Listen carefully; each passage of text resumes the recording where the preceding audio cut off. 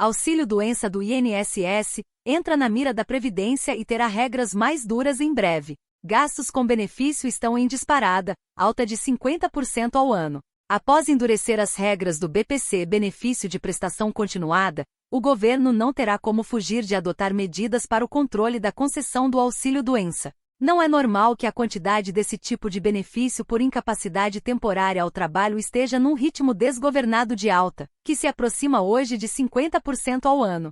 Entre os benefícios da Previdência é o que disparado mais cresce, enquanto os demais registram um crescimento entre 0 e 11,1%. O auxílio-doença avançou 48,8% em maio deste ano em relação ao mesmo mês de 2023. Especialistas argumentam que a alta não está relacionada apenas a uma aceleração da análise dos pedidos do benefício por meio do Attachment, sistema usado pelo INSS que dispensa a perícia presencial e que permite a inclusão do atestado médico pela internet. A desconfiança é que o próprio Attachment seria uma fonte importante de aumento das fraudes por cibercriminosos, como apontou o ex-presidente do INSS e consultor da Câmara Leonardo Rolim, em entrevista à Folha. Se Rolim e outros técnicos estiverem certos, o governo precisará urgentemente enfrentar o problema, corrigir os erros, para melhorar o uso do Attachment, que até agora tem sido vendido pelo INSS como uma arma importante de economia de gastos. Apesar dos sinais evidentes de problema, a avaliação de que o saldo do Attachment será positivo depois de um esforço adicional para coibir as fraudes ainda a ser anunciado.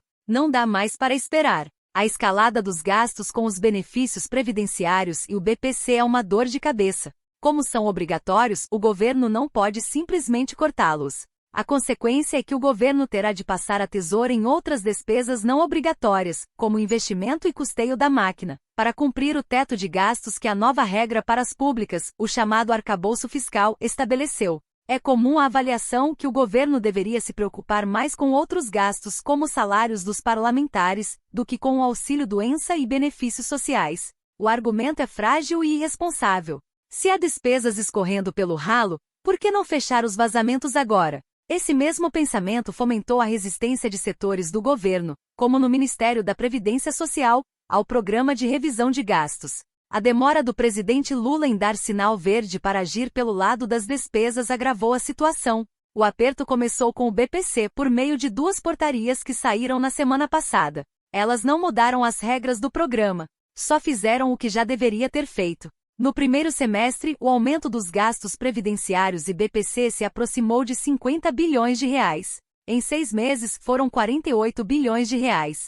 É um crescimento insustentável. O governo deixou o problema escalar a ponto de colocar em risco o andamento dos investimentos públicos, considerado a vitrine do governo Lula e ponta de lança do novo PAC, Programa de Aceleração do Crescimento. O aumento das despesas obrigatórias levou ao corte de 15 bilhões de reais. Ele vai afetar investimentos como poderá ser observado nesta terça-feira, 30, quando o governo anuncia qual ministério vai, proporcionalmente ao tamanho do seu orçamento anual, pagar a conta. A conta de negar os problemas está aparecendo. Veremos quem vai pagar mais. O governo discute estudos para tornar o auxílio-doença mais rigoroso e pode em breve anunciar mudanças nas liberações e novas prorrogações desses benefícios através de leis e medidas provisórias. Eu sou Isis Nascimento. Vou continuar acompanhando tudo e em breve traremos mais informações atualizadas sobre esse assunto.